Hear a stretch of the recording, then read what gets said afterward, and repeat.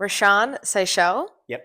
welcome to Shinboner Stories. Thank you for having me. I've had to practice that like 3 times No, it's before all we good. jumped on You air, but we absolutely got nailed it. it. It's fantastic. There's a lot to your story. Yes. And as I Yeah. was preparing for this, I was like, there's actually a lot more than I even realized. Yeah. So I'm excited. Yeah. No, I'm really keen. It's not something I've really spoken about like at all, but now that I think about it, like you, I'm like, actually, there's been so much to this, especially lately. But Yeah.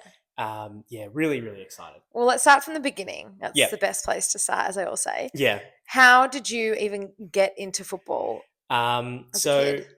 I come from a family of mostly ex-Fitzroy turned Brisbane fans. So born and raised in Fitzroy, and that was obviously a really, really big thing. But we didn't really closely follow them, and I sort of got into footy generally in my primary school. We were all sort of really involved in the sport and everything. First footy day rolls around, and the principal's asking all the little preppies, "What team do you go for?" And I just said whatever was in front of me, and the person in front of me actually said Carlton initially. Okay. And problem was, Carlton was right next to North Melbourne, like where they had all the like kids sit because they got us to all sit in like little groups. Okay. So he pointed there, and I must have just drifted straight into the North Melbourne group. So um, then apparently I come home and Mum's like, "How was school?" And then the first thing I said was, "I go for the Kangaroos." So it was a Oh complete my mistake that God. I went for North Melbourne, but I think a pleasant mistake, Happy honestly. accident, of Yeah, course. exactly right. But yeah, that's sort of how I originally got into it, and then yeah, it sort of grew and grew from there. Being a typical primary school nuffy of a footy team, and sort of growing up with it too. My family never really got into AFL, so I was the first. And I think it was just because I was in a school that had so many supporters of footy, basically. It was Yeah. pretty much everyone had a team. Hmm. We weren't a big school, we were a school of about 150 in primary. So it was just the fact that it just saturated the entire sort of culture and conversation in school, especially on weekends. You come back Monday, everyone's talking about it. Yeah. Yeah. So that's how you first sort of started getting into it, Yeah, yeah. from a general perspective. What about North? I know you said it was a happy accident, but Yeah. how did you make that transition from I go for North as an accident to following the club so passionately like you do today? I think the people who really helped me there were my parents. Obviously, they sort of were just like, we want to make sure that he actually wants to go for North Melbourne. This isn't just a primary school phase, right? Because I Yeah. know so many kids that started off following different teams, and given my primary school was in Collingwood, they all ended up gravitating towards Collingwood. Spare a few Makes of us, sense. probably. Shame. Yeah, exactly right. But that was the reality of going to a school sort of, well, Clifton Hill, Collingwood, it was on that edge. But Yeah. basically, yeah, my parents sort of really helped me there, and really growing into a North fan, I guess. I became a member in 2007 Yeah. and started going to more and more games, got to go to all the family days and everything. And I think as well, like, especially being part of a unique team, a team with, while there are not many fans, I've kind of always said, like, you meet one and you get along with them straight away. 100%. I can have an in-depth conversation with a North fan the moment I meet them, and I think that sort of really reinforced it. It was like, well, this is a club that everyone who knows about it cares about it, and Yeah. I think especially as well, what made me really sort of jump onto North Melbourne too and really start to stick with them was, as a kid, I became a member in 2007. There was nearly no North Melbourne the year I became a member. Yeah. The 12 months later. Yeah, Yeah. so I was there at the Dallas Brooks Hall thing as a kid, when we voted to not go to the Gold Coast. And Hmm. as a kid, I never really understood it. And then eventually I was like, oh, hang on a second. This could be not a thing. I could lose this at any given time. So, Yeah. yeah. And I think as well, like, the big thing for me was North has been the biggest constant in my life as well. Like, I've done a ton of stuff. Things start, things end. But the one thing that's kind of stayed is I'm kind of always going to the footy and I'm always going to watch North. Yeah. And that's like sort of a very long-winded way to sort of say, how I began and how I really sort of, stuck at it, and really it became, much more of a passion. And then, of course, Closer to a Flag came along, which I'm sure you'll be asking. But yeah, it's very much just a journey of, this carrying through my childhood, being more or less kind of like a companionship in a way, more than anything, this support of the club. So it's always been a constant in your life. And Yeah, I think for a lot of North fans, and you touched on it before, it's that sense of belonging and that sense of connection yeah, because we are so small in number, exactly. but super passionate. Yeah. Your family all started off as Fitzroy, but is there now a divide? There is, yes. So my dad and my sister are Brisbane fans. Mum and I are North fans. So we always call the North Melbourne Brisbane game the family derby. So Yeah, obviously it's not been so good lately, unless we're talking about the women's game, of obviously. course. So that was probably the biggest, these last two AFLW grand finals, the biggest two family derbies we've had. And yeah, like we have always been very passionate. But the good thing is when one team's out, like of contention, especially lately, will support, well, not to necessarily support the other, but Get support, behind the yeah, get behind them. family thing. Exactly. So Yeah, when North was making the finals, 2012, 14, 15, my sister and my dad had been coming along to games as well for the finals. And yeah, like that's a real core memory, sort of celebrating it with all of them as yeah, well, because it was kind of like, we didn't really have many people to go to the footy with, yeah. being North fans. So it was good to have people who were on your side no matter what in those games, especially when you think, Essendon and Geelong, you're surrounded by, Bombers and Cats fans. 100%. And we were just like four nuffies, just like as a family, just absolutely ripping into them I love as that. they're walking out. Like we were like the biggest geezers. Like, and I was like 17 years old, 18 years old at the time. So like, yeah, it's sort of like it's a bit of a thing as a family that we, support each other at least. You now do have an entire community of people to go to the footy Yes, with every week. A exactly. lot of people don't know who you are, Yeah, but they will know Admin 3 of North Melbourne Closer to a Flag. that is me.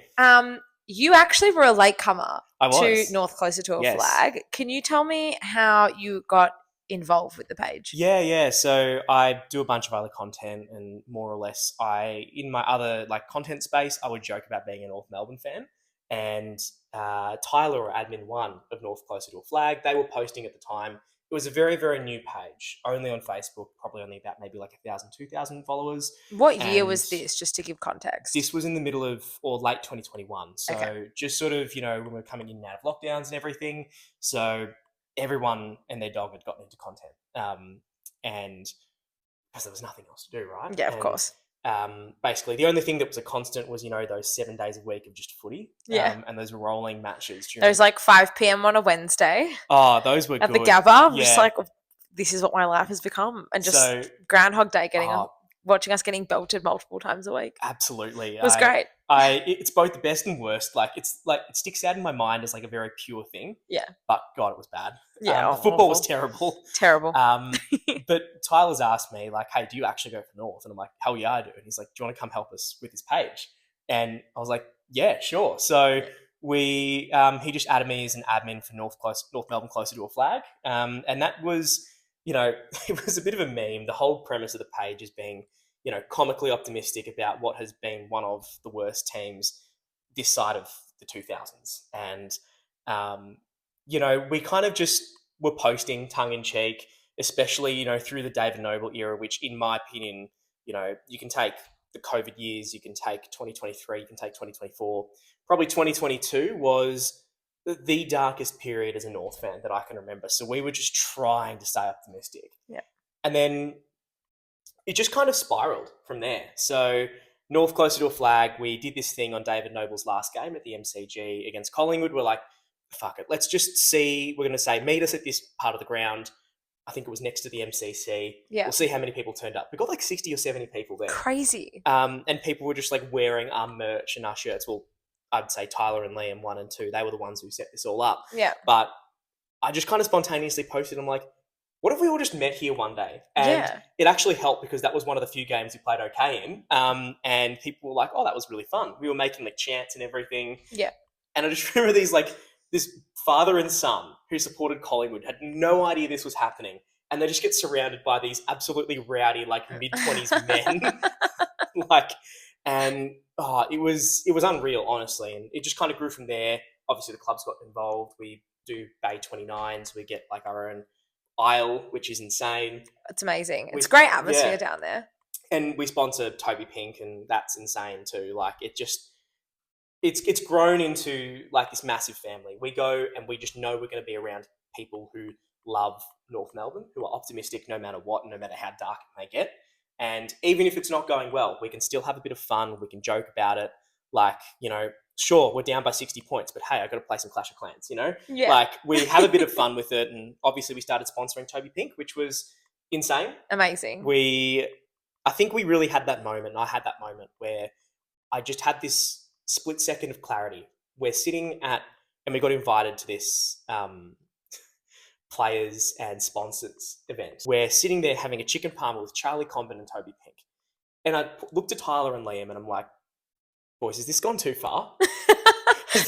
The joke gone too far. It literally was a joke that went too far, and I wouldn't change it for anything because those two, Admin 1 and 2, are the nicest guys, and they're some of my best mates now. And Yeah. it's taken us everywhere. Gather around a few Tassie games.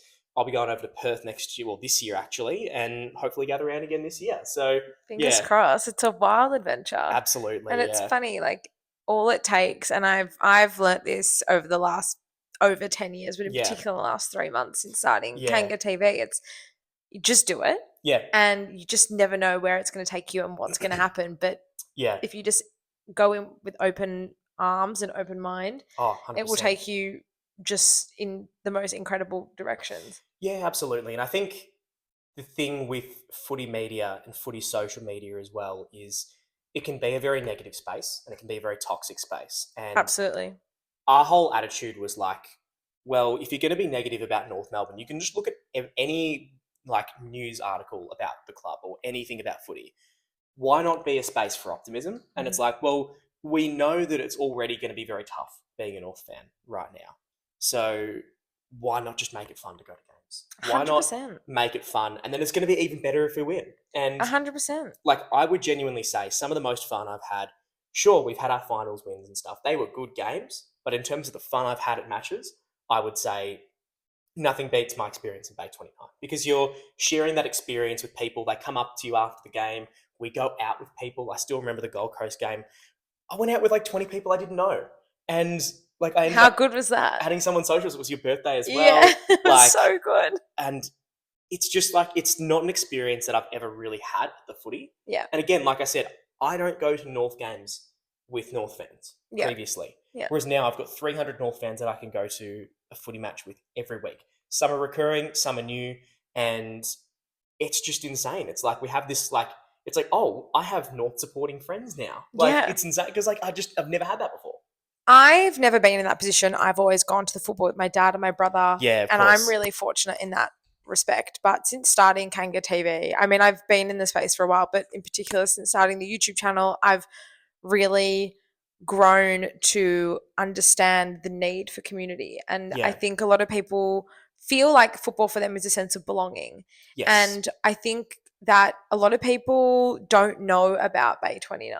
Yeah. And about North Closer to a Flag. And a lot of people have reached out to me in the past and to Josh on Further North about not having people to go to the footy with or not having anyone to sit with. And that's why they don't go to games. And that breaks my heart to think that there's people not going to the footy because of those reasons, because footy is such an inclusive environment. It's a real sense of belonging, and it's this, we're united by something, and a lot of us are strangers, but we're united by something so powerful because football and the football club mean so much to us.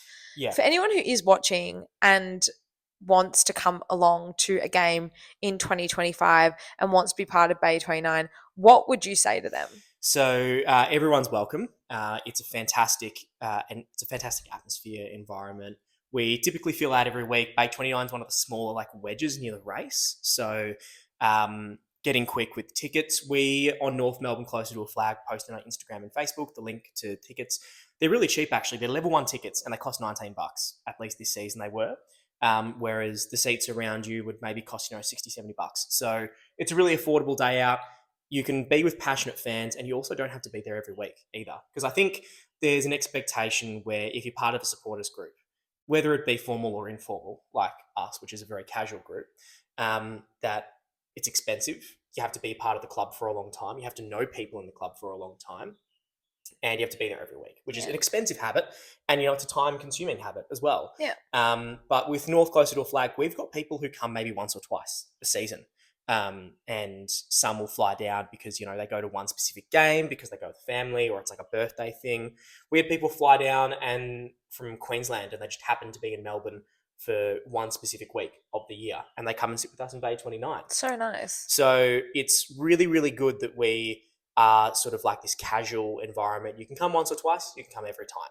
And we'll be there for all the Melbourne home games. So if you want to come down, there'll always be one there. So it's not like any specific match. We do some themes as well, like the Tristan Sherry appreciation round. That's pretty good. We all wore helmets for our man, and he came and took a photo with the Bay afterwards as well. So we do a lot of fun stuff. We typically do a lot of stuff, especially that was the last home game for the year in Melbourne. Yep. So we typically do some stuff for that, and then also we try to make it a little bit fun. We do some fun chants. If you hear a kanga, kanga, kanga on TV, chances are it's coming from us. From you specifically. Me specifically, yeah. Yeah, it's mainly from me. And what I would say is bring some noise and bring some strepsils too, because I always need them and I always forget them. If my partner's not bringing them, I'm in trouble. So please I always have like a spare couple in my back pocket just in case. Much appreciated. You mentioned that some of your favourite footy memories were from Bay 29. Yes. Obviously, the Tristan Sherry helmet game was massive. Any other memories that stick out? I've probably divided into two, obviously, Bay 29 events and, before that. But I would probably say the Gold Coast game, obviously, that was absolutely unreal. That was perfect. It was an absolute... The perfect script. Oh, it was absolutely incredible. It just sort of had a bit of everything. Yeah. I also think, for me, obviously, the Essendon game is the 2014 elimination final. Of course. So I've got a bit of a personal one with this. So my aunt and uncle are massive Bombers fans. And I still remember as a kid, like I was 9 years old, and my uncle, he doesn't win gracefully. And he was gloating to me, apparently. I don't remember this, and apparently this just traumatized me as a 9-year-old. Oh my, here we go. And he's dunking on this child like me. Oh my God. And I'm thinking, God, I hope we win. I hope we win. I hope we win next time. And I still remember, we didn't really talk about the footy very much. Then he went to that game and I went to this game. Obviously, halftime, we're down by 5 goals. He's texting us and he's like, oh, I can't wait for a beer after and stuff like that. And I'm thinking, this is going to be hell. This is going to be terrible. Then, of course, we win. We come back and that was one of the most stressful games of my life. I couldn't speak for 3 days after. We still text them, are you still on for drinks? They left with 2 minutes to go and he didn't want to have anything to do with it. And that will forever stick out in my mind as just a cool memory. Partly sticking to we love him and he's a nice guy. Of course. But he didn't lose gracefully. No. It was good fun. And obviously coming up against the Bombers, that made it all the more sweeter. Yeah. And it was the manner in which we did it. One which not many people really talk about is North Melbourne Bulldogs in 2018. That's one of my all-time favourite games. It is one of the most clutch events. For those who don't remember, Jack Zabel kicked the winning goal from the goal square with 25 seconds to go. It must have been less than Even less. And then I was there. I'm assuming you were there too at Marvel. Yeah. But when you watch the replay on TV, you've got Z. It was the clunkiest passage of play. Yeah. I think it was Mitch Wallace who had kicked it out on the full for the Dogs. And we just took the ball from one end of the ground to the other. It was so clunky. It was so fumbly, but somehow he made it work. And then Zeeves ends up kicking the goal in the goal square. And then there's a shot of Jared Waite just going crazy in the box. And I'm like, that is every North supporter embodied in that one action. And I think it was partly because you look back and also you see the limbs in the stands as well. Everyone's going nuts. Crazy. But I think as North fans, we know how bad we are at close games. Yeah. And especially when it comes to last gasp goals. For some reason, every other team can score them against us, but we can never do that. Never. I think it was the fact that it was just so unlikely that something like that could happen. And it was the way in which the worst possible combination of people got the footy as well. Oh, yeah. It was, I think, a Higgins kick along the ground to Ben Brown, the slowest player on the field, to Jack Zabel, who is pretty hit or miss with his goal kicking. And it was just kind of in my head, I'm thinking this whole time, nah, this has gone wrong. This has gone wrong. You've done the wrong thing. And he kicks it. And I'm like, what? Excuse me? Oh, it was I'm smiling just thinking about it. And I still remember it as well. And I think I hugged about 5 or 6 people. Oh yeah. It was a great game. Never met them again. But core memory being, sort of in that away end of Yeah. Marvel Stadium and watching it happen. But unreal. Those are probably the two games that stick out for me. You are also involved in footy at an umpire level. Yes, yeah. You've been part of the program both as an umpire and now as a coach. Yes, yeah. What led you to wanting to be part of that program? Yeah, so really good question. So basically, I started off at the VAFA and did that for 4 years, and then was umpire at the VFL for 5, and now I'm a coach there. And yeah, look, basically, I always enjoyed playing footy. I played at school. I had a lot of like speed, and I was like fit, really, really fit back in school, and maybe not as much now, but I love my running and stuff like that, but I just didn't have the size to really sort of make it. And 99% of people realize, hey, probably not going to make it as a footy player. But basically discovered umpiring again by accident. There was just a training session going on at Brunswick Street Oval in Fitzroy, and they were just like, "Oh, you look pretty fast." I was just like literally just training for, I think it was like school athletics or something like that. That's so crazy. And they were like, "You want to come down to training next week?" And I was like, "Yeah, sure." And it went from there. I was like, "Oh God, I'm actually kind of good at this." And yeah, went to the VFL and was lucky enough to umpire there for, yeah, like I said, 5 years. 2 years in the senior squad there, so I did a bunch of VFL footy, including a couple of games at Arden Street, with North Melbourne's VFL team, which was kind of surreal. It would be, yeah. Probably the most surreal one, though, actually didn't come at North Melbourne. I got to umpire Daniel Wells when he was playing for Collingwood. Oh my And God. seeing someone play a competitive game of football that I grew up idolising, he was one of my biggest heroes, being, one of the only players that was not, a white fellow on TV. And, it was good to see someone who was a bit different, and it was weird, but also so full circle, being like, hey, I'm umpiring this guy. He shook my hand, just typical good luck, but it meant a lot to me as well. And yeah, like it's really cool sort of seeing from the from the football system and seeing how the AFL system works and seeing how that machine operates. It's insane how much goes into it, and also gives you a better understanding of the game. And it's weird because you can read passages of play so much better, and you can sort of see where the team's going wrong. And it's weird because I look at the game and there's like little things that you notice in terms of how you look at the game differently. Like when someone has a really high kick or when someone kicks long, a lot of people watch the footy. It's weird because I look straight to where the pack is, and it's like I can see straight away where it's going to land, and I know exactly who's there. And it's like, straight away, you're like, that's not a good kick. How many times do you say that throughout a North game? It's why I don't get too hopeful. I'm just kind of like, that's not good. It can be frustrating though, because especially, if an umpire does make a good call against North Melbourne, it's just kind of like you want to be angry, but it's like, I got that right, didn't he? Yeah. So it can be a bit frustrating at times, but in the best possible way. And like, yeah, I've met some of the most amazing people through it as well. They're all footy nuffies, just like everyone else. When you train at the VFL, AFL, local footy, it's like it's like a footy club. Yeah. It's like a footy club that just does a lot of running, basically. That's how I describe them. And yeah, I love it, honestly. I think umpires, well, I know that umpires always have been, always will be such a hotly debated figure of the game, particularly in the last 12 months. I always look at it as the rules keep changing, and that makes the umpires' jobs increasingly harder every single year. Yeah. How do you think that the AFL, and this is a bit of a different question, but how do you think the AFL can help the umpires, both that are in the system, but those who are coming through the system as well? Yeah, I think coming through the system is probably the biggest challenge that umpiring faces, because local leagues really struggled after the pandemic to get new umpires in. And yeah, basically it's we're starting to really fix it now, especially with sort of more well-rounded coaching and much more sort of intensive coaching because I remember back when I was umpiring, we wouldn't really get as much coaching. We'd only maybe do one coaching session a week, and there was maybe a bit of a culture of you don't want to tell the coach something because then they'll think you're doing something wrong.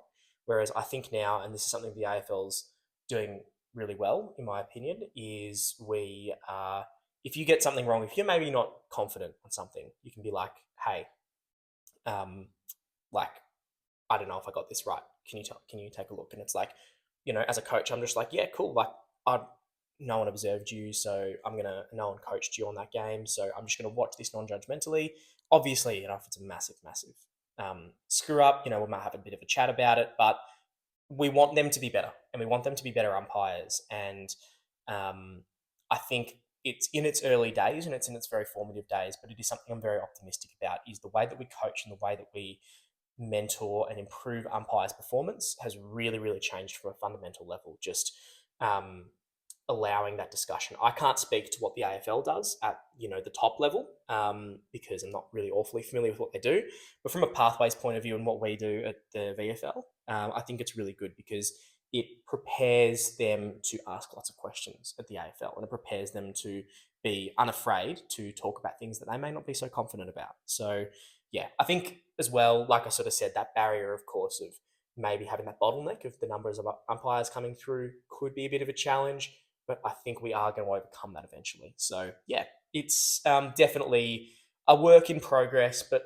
a work in progress that I think we're doing quite well in at this point in time. On the last day of September in 2024, Brisbane won the grand final, the premiership.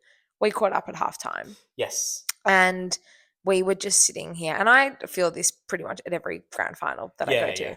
And I feel like you probably felt the same way. When is it going to be our turn? Yeah. I think a lot of us are bullish on where the club's headed in the next 12 months. I don't know if I'd love to win the flag in 2025. The competition is probably the most even it's been for a very, very long time, and there is the real opportunity for us to make a charge up the ladder and to really rise. Absolutely. What are you taking off your closer to a flag hat and putting on your supporter hat? What do you think 2025 holds for North Melbourne? Yeah, I'm optimistic, but at the same time, I obviously have a very realistic point of view. I think this year is very much for Clarko, I see it as a make or break year, because this is the first time we've had a coach be in charge for really 2 full seasons, and this is the first opportunity we'll have for that. So we finally it's crazy to think that. We've finally gotten some continuity as a club, because obviously we had Reeshaw Reeshaw for a season and a half, then he was out. David Noble, season and a half, he was out. So this is the first time we've gotten some continuity. I think there is a bit of pressure on the players to perform, but I think they will work better under that pressure. I do think it's not going to be, obviously pushing for finals or anything special like that, but I do think we're going to string some pretty solid performances together. I think it's going to be a matter of, I think the thing that we all knew as supporters going in through 2024, we didn't know how to put teams away. We didn't know how to behave when we were winning. And the West Coast game, I think, was probably the biggest example of that. Mm-hmm. That last one. I swear I'm over that game. I promise I'm not. But I think it's going to be those steady heads, that confidence that hopefully someone like a Parker or a Caleb Daniel can really introduce to the club. Hopefully they can provide some insight there. I think we'll do it, and we should be better against teams that are around us on the ladder. But I do think we're probably going to have a lot of reality checks from teams that are better than us. We might throw 1 or 2 surprises out there, like I'm thinking back to North Saints in 2009. We might have 1 or 2 of those. That was such a great game. Again, one of those ones that lives in my head rent free. Yeah, of course. But yeah, I do think it will be a bit of a, there will be reality checks and there will be tough games. But that's not to say, hey, maybe if we get belted by 80 points once or twice, we're still young. We're still not as good of a team. But those wins need to come, and I think they will, But I do think realistically it will be sort of like a maybe, 5 to 7 win season. And coming closer to home in terms of North closer to a flag. Yes. Where do you think that goes in season 2025? Well, I'm really hoping that, obviously we've had some really good strides in terms of, filling out the bay. We sold out every week of this year. Obviously, Good Friday was a massive, massive hit. But even like the game like Gold Coast, we were the only bay, I think, in Marvel Stadium that sold out, which is a really special thing. Hopefully we can do more of that. We're Tyler Lee and myself, 1, 2, and 3 admins. We're going to chat and sort of see what we want to do. I'd really like, hopefully, to, expand Bay 29, just open it up to more people, have a bit more fun, like those themed things that we do, especially, in collaboration with Josh and, hopefully yourself as well. That's good fun, like the themed rounds of helmet sharing appreciation. Hopefully we can do more in terms of if North performs better, obviously. Like, we've invested at ground level, and we're kind of like, well, if it's already this big right now, imagine how big it's going to be when we get good. Oh, yeah. Um, Insufferable. Oh, 100%. I'd really, really love some more creative chants from fans. Like, it'd There's be a challenge so if you're much listening. fun. Yeah. And we can really get like a bit of a culture. Like, we've got a fantastic culture there, but we can get something truly unique and something truly our own as well, which we've already got that with Bay 29, but really give it some more flavour and give it a bit of a kick. I think it'd be good fun. So I think, yeah, really expanding the Bay and really adding more flavour to it, I think would be really fun. And, we've loved, the development that we've had so far, and really love to keep it going from there. You've talked about the team, you've talked about closer to a flag, and now bringing it back to you as a Yeah. supporter. What does North Melbourne mean to you? For me, that's a really good question, and it's one that, like, when you think, it's hard to think about, and it's hard to sort of really put into words. But I think the thing that I would put into it is community is one thing, as I've kind of already said, but also it's sort of like, it's something that I personally, especially growing up, not having many people that support it, it's something that I kind of proudly call, like, it's a guilty pleasure. It's a, it's a, maybe unhealthy addiction. But it's all those things put into one, and it's kind of like, it's something that people will ask you, do you wish you support a better team? And I'm just like, no, absolutely not. No. And there are other things where it's like, if things aren't going well, you want to maybe look for greener pastures. But I'm kind of like, I wouldn't change that for anything. Like, the way the club's kind of embraced me, the way the club especially has embraced people who don't necessarily fit in the mold, is truly special. Like, North fans, we're always the odd ones out. Everyone, like I've sort of said, you may meet, like, and I mean this with no disrespect whatsoever, you meet a Collingwood fan, they're like, I don't really follow footy. You meet an Essendon fan, I don't really follow footy. Like, it can sometimes be a 50-50. You meet a North fan, what do you think of Charlie Comben's season coming up? Chances are they've got an opinion. Oh, yeah, absolutely. More likely than not. But the thing is, we don't really fit into like a specific group. We're a team of battlers. We're a group of supporters that are battlers as well. And we've all got a unique experience, but also a shared experience too. Everyone can talk about like those one or two niche games that we all went to, and everyone knows about them. Everyone's got a very in-depth understanding of the club. And I think we can all relate to those unique experiences. Like I sort of said, being the only one in a North Melbourne jumper in your school, or being the only one who goes to the footy watching North games, and going with like 5 other friends from other teams because you don't have anyone to go with, and being insufferable to them when you win.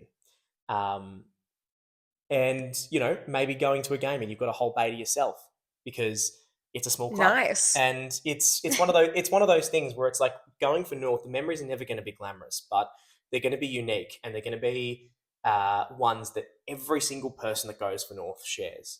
And I have no doubt that it'll be worth it. Absolutely, yeah. And, when you do win, it's like you all sharing that together because you've made a core memory with them, and you've made, like, that Gold Coast game, I could probably talk to like half the supporter base and they'll all remember it, and they will all, and sure, there weren't many wins this year, but I can imagine once we start getting good, most of those wins, everyone's going to be talking about. Most of those good experiences that we have, even when we have lots of them, everyone's going to be talking about them too. So I think that's a really special thing for me, at least, is you're never alone. You're alone, but you're never alone as a North fan. You're never alone as a North fan. And like I said, footy's never been something that I have ever had to attend alone. I've always associated with family, but in particular over the last 12 months, meeting yourself and Liam and Tyler and Josh and everyone else who sits in the Bay and, the community online at Kanga TV or further north or besties, whatever it is, has been amazing. So I thank you for sharing your story with me and with everyone watching.